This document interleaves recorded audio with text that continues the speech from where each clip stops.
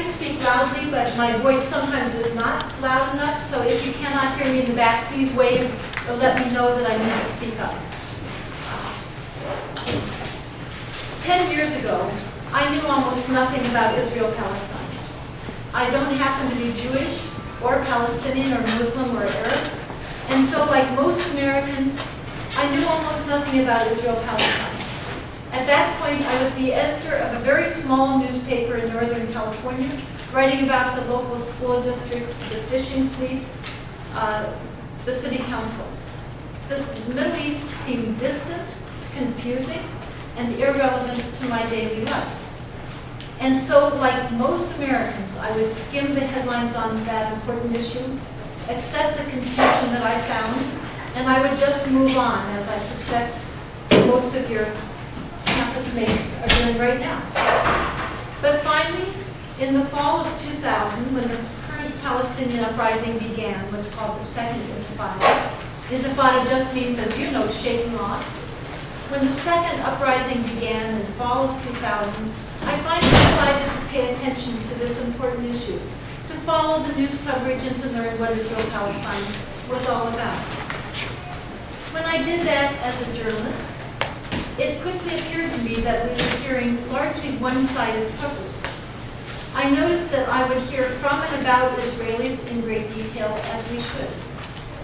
Then I expected and wanted to hear from and about Palestinians in equivalent detail. I noticed that came much less frequently. We sometimes got that, and we sometimes still do. But less often, considerably less often it seemed to me, that we heard from and about Israelis. Because of that, I began to look into this issue more and more. It drew me in more and more. And that curiosity is basically what has brought me here to you today. So as I go around the country, I try to basically address the information that is not being covered in the American media.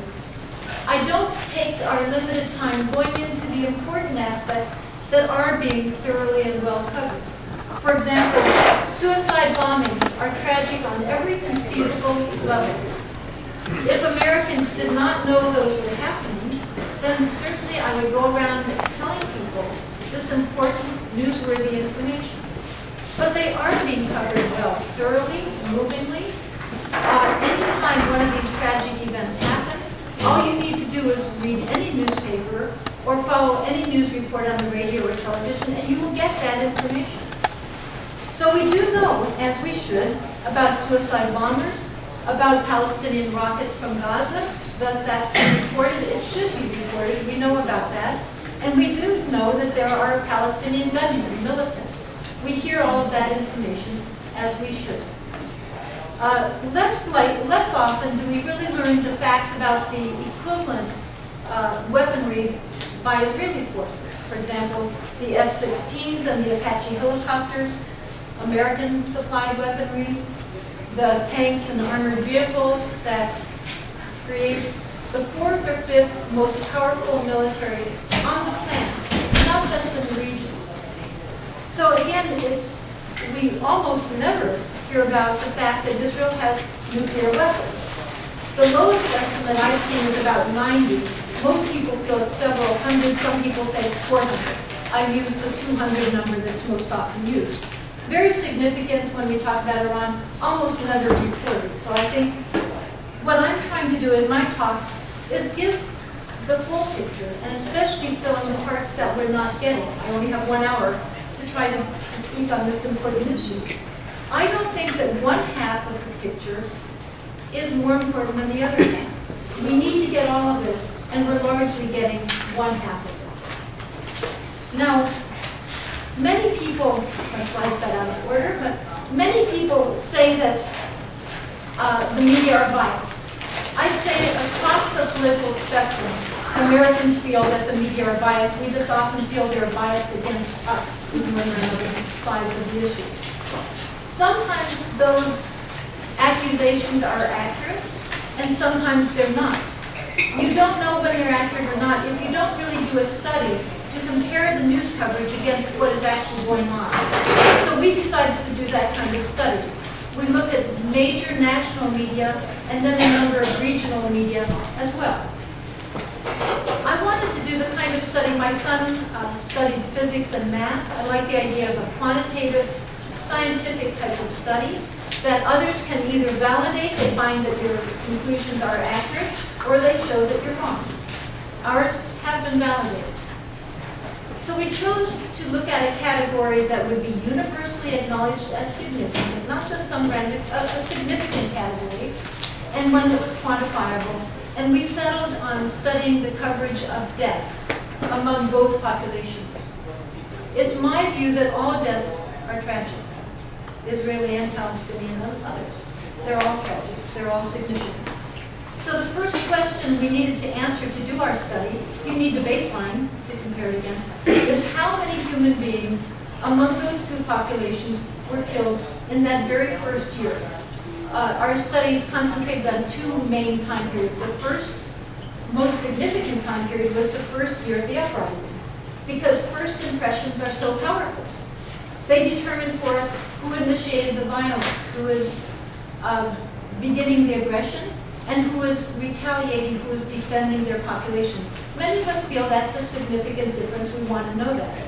So the first year was very important, we felt, and then we did more recent studies as well. So the first thing we needed to do was answer a sad question. And let's remember, these are not just numbers, these are human beings we are talking about. How many human beings, Israelis and Palestinians, were killed by the other population in that very first year of the violence that began in the fall of 2000? Using an Israeli organization, B'Tselem, we discovered it was 165 Israelis and 549 Palestinians. How were these deaths covered by our primetime network news shows? Well, we found that the primetime shows, ABC, CBS, and NBC, were covering Israeli deaths at rates up to 3 and 4 times greater than they were reporting on the far greater number of deaths among the Palestinian population.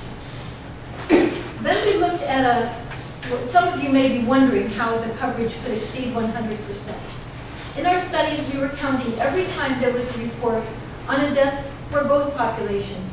So if there were follow-up news reports, as there sometimes are, about families burying loved ones, for example, then those were counted for both populations. We knew, therefore, theoretically, the reporting could exceed 100%.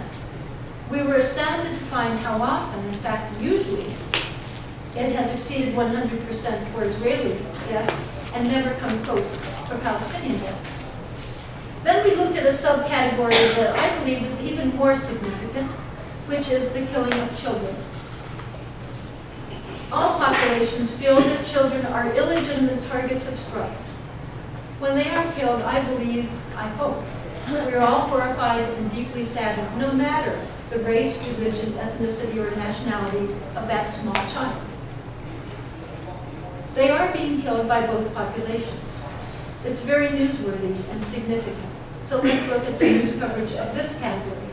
Again, how many children, and by children we use the international definition of child, which is 17 and below, and many among both populations have been far below, toddlers and infants in some cases.